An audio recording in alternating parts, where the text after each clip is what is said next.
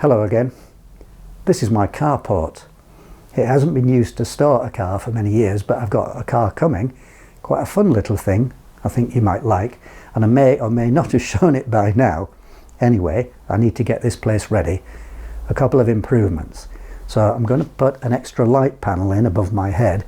Now the absolute truth is I've already done it. I'll show you the bit of video of me doing that. But also there's a couple of window openings to my left here with nothing in them. The wind blows through, leaves swirl around, everything gets filthy. So I'm going to put in a couple of polycarbonate sheets just to sort of make some, translucent windows, and I hope it'll stop all the dust blowing round. This carport used to be 2 pig pens. You can see here a vertical column of bricks where there used to be a dividing wall. Sometime around 1975 the pigsties came down and this carport was made. Something else to show you is my scooter. Now I've had this Yamaha 100 scooter since 2005. I bought it new. It was about £1,800. I've done 11,400 miles on it. Until a few years ago I used it several times a week to go in and out of town, but I don't tend to use it much now, maybe 100 miles a year. So I've kept it going because it's so much fun, but I think that might have to go. This might have to go to get the car in here, and you can only have so many toys, can't you?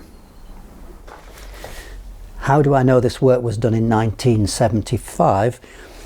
Well, there used to be a water butt here, and when I moved it about 10 years ago, I found these little footprints here, which I've painted in, but obviously a kiddie's shoes impression, and it'll be difficult for you to see, but just faintly in the concrete it says P-A-U-L-A, Paula, that's the A, L-U, 1975. Now that girl, by a quirk of fate, they became our neighbours. So they lived in this house and then they moved next door through a sequence of moves, and I know who that person is, but we got to know them quite well. So 1975 it was. This carport roof. Well, you see those light panels there? There's 2. Now actually I bought a light panel, which is one of those GRP types that you see in farm building roofs. So not the cheap acrylic plastic stuff, but this is really strong stuff. I bought one of those panels for another bit of this roof. Ordered one, they sent me 3. So I put one in here, the one on the left hand side, this one. And it's been like that for quite some years, but I had a bit of a clear out and I had this one still not fitted, and I thought, well, goodness, it makes sense to just put it in. So yesterday I think it was, I fitted that panel. So I was climbing up here, pulled off this piece of asbestos cement sheet because my neighbour's having some work done and he's got lots of asbestos sheet to dispose of, and he'll do that properly, and he agreed I could just add in 1 sheet of mine with his many sheets. So to finish this job I need to make some wooden blocks for just here, one there, and maybe one here, I can't quite see, yes, one here. So before I put the screws in from above, which won't be today because of all the snow, hailstones we've had, I'll make some wooden blocks now though, I can do that. Little triangular blocks just to support under there before I put the screw in from above. Up top, trying to stand on the beams, not on the unsupported parts of the roof.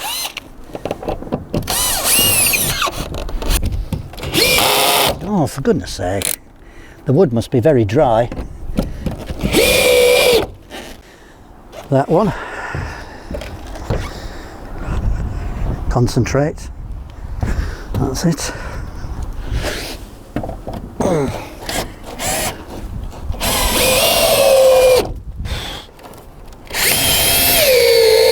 That's it. Oh, good. These are the two openings which I'm going to cover with polycarbonate sheet. I'll put some wooden battens round as a frame, cut the sheet, put it up against, and then finish it off on this side with 30mm UPVC facing strip, D-strip. Should make a decent job. You'd think this lovely bright September sunshine would be great for videoing, but it's not. It's a real nuisance. Materials: 10mm polycarbonate sheet, got that from B&Q, a DIY retail outlet in this country, £30 per square metre. That was expensive. Wooden battens treated from Wicks, another DIY outlet, £5 per. But this 30mm 5 meters times 2 D-strip UPVC was from Gap, which is a wholesaler, and each strip was only £2.50. Now at Wicks these strips are £2.50 per metre, so this is 5 times cheaper, or 20% of the cost, than if you'd gone to Wicks. So it's, you know, this is the cheaper way to buy things from wholesalers, but it's just convenience, isn't it?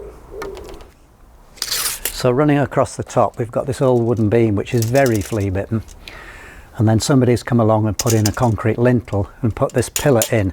I think at one time this was a large window opening, because I can see the lines down the side where the window frame was fitted, and I think we'll start by just fixing a piece across here. If I use the screws that are long enough we should find some solid wood. Well, not surprisingly, this beam is coming in and out. It's further out at this side, but I think it's worth getting the first one right, and we can use this as our datum. So I've actually put some packing on here, 5mm here, it'll be 10mm at this end. Fix it up there and line it up square. That's the first batten on. It's taken me ages, believe it or not. This beam is as hard as hell. It's level and it comes out equally either side, so it's 5 inches from the back of the brick to that line. The rose tree's been in my face, the sun's in my face, my neighbour's making loads of noise. Happy days. All that noise my neighbour's making could be for my benefit actually, because he's taking out some double French doors UPVC which he's going to give to me, and I'm going to fit them in one of these buildings here, because I've got some wooden French doors I've been painting for years, they're rotten as heck, so you know, it could be useful noise.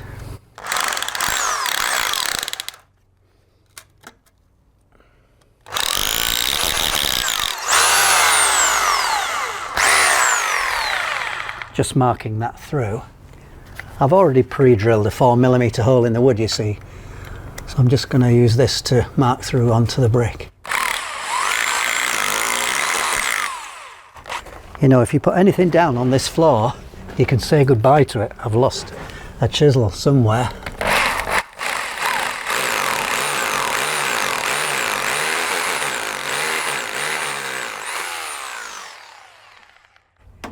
If you haven't got one of these SDS drills, get one. They're so useful, so easy. We'll get the bottom rail on this one and then we'll do t'other. Oh, if you're not from round here, I'd better explain that t'other means the other, if Yorkshire's not your dialect. Why did I bother setting that top rail? Look at this. I have actually decided to make it level, so I've made some packing blocks here. Well, from the inside, that's the second one done. That was a lot quicker once I got into a rhythm, but also not videoing. Videoing takes quite a long time. Measuring up to cut the polycarbonate. Now this is more or less vertical. We know this is horizontal because I set it that way. This pillar, this intermediate pillar here, is falling over this way. I've only got a 2 metre length of polycarbonate, so I can only spare a metre at each side, metre tall. So I'm measuring up the angles, put some verticals on. I'll show you on a piece of paper. So for the left hand opening, this left side is more or less vertical, not exactly. We know that's horizontal. I've marked that at 90, and to that far side pillar, which is falling in this way, 910, 975 tall, because I'm going to use the meter at this side.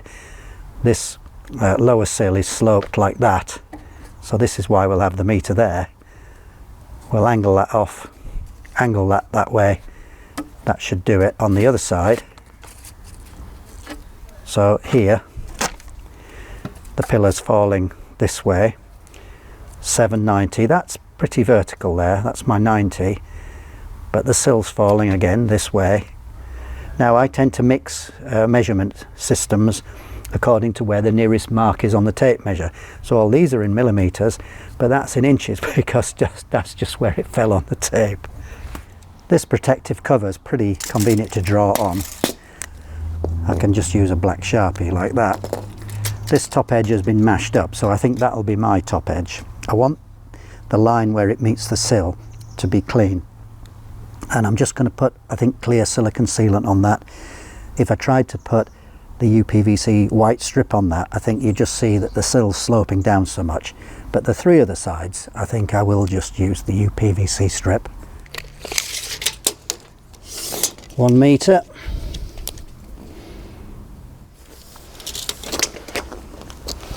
Nine, 10. As a double check, I usually measure off in 3 places, there, there and there. If you only mark off in 2, if one of them's wrong, you're not going to notice. That's at 1 meter. 935 across here. 935. 975. Now they show this being cut with a handsaw, so I suppose that's what I'll do. Check, check, check. That's next. Well, I had made a mistake. I've measured that at 9.5 instead of 9.35.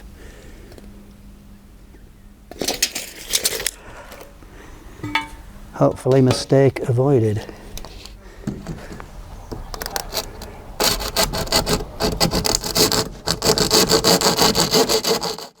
So much for precision. I started to follow a line that wasn't there. It's always better if you've got divergent lines to start at the end where they're divergent and not where they converge.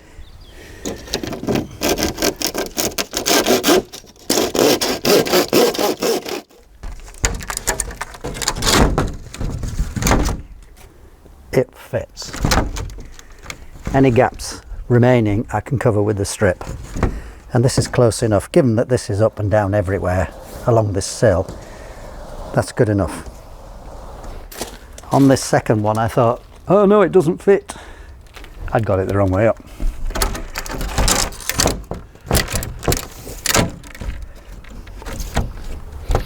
Right, now to cut the beading for the edges to hold it on. And then I'm just going to use some UPVC board nails. We can cut this edging with these.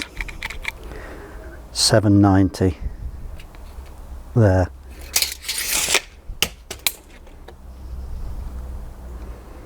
Hopefully it won't crack and break. Perfect, look. Oh, what a lovely sound. So I'll get my trim level even though this is falling with the slope of the roof, I suppose.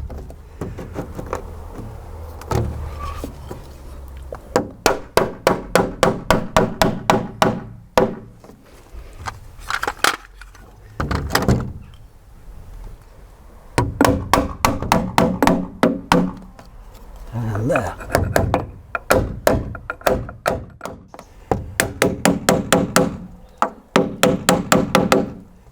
Block of wood is a bit softer on it, it won't crack the plastic hopefully. Plastic on the head on the nail. All done from the outside. I decided to make these bottom trims level. If I allowed them to run down from a distance, the whole thing would look completely wonky. It's left me a section underneath that looks clear, but I'm going to point that from behind. I'll show you from the inside, you'll see what I mean. So there's some fairly big gaps around these, I mean you can see that obviously, so I'm just going to point in there, but also, not this one, but this one. Well, you can't see it, but there's some, I could put my finger through. So I'll just point it up and a little bit in here. What name can I give this video that people will search on? Fixing my carport window? I don't think so. Probably won't get many views then, will it? So I've mixed up a bit of sand, cement and lime. I've put a bit of PVA in it, glue. I'm wetting this sill to help it adhere, I hope, because I don't want it to fall out at some stage. So when I say PVA, that's what I mean. This is waterproof PVA.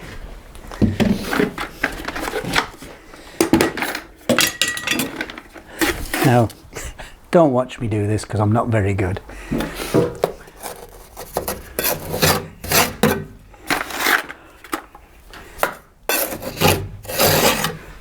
And I've probably mixed far too much as usual. I'll trim this off a bit. I'll let it quench first, you know, get the water out of it. It'll just go off very slightly. And then I'll trim it.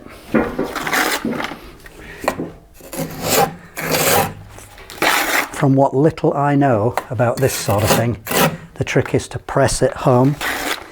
And as you press it home, it pushes the water out of it.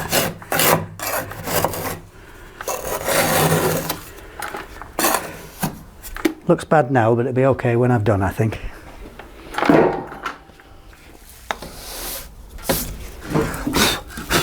This brush, I'd like it a bit softer really, but I haven't got anything else. I've done a bit up the sides, but only where we've got the really big gaps. I have to remember we're not building a house, are we? It's only a carport. I'll just give these a light brush.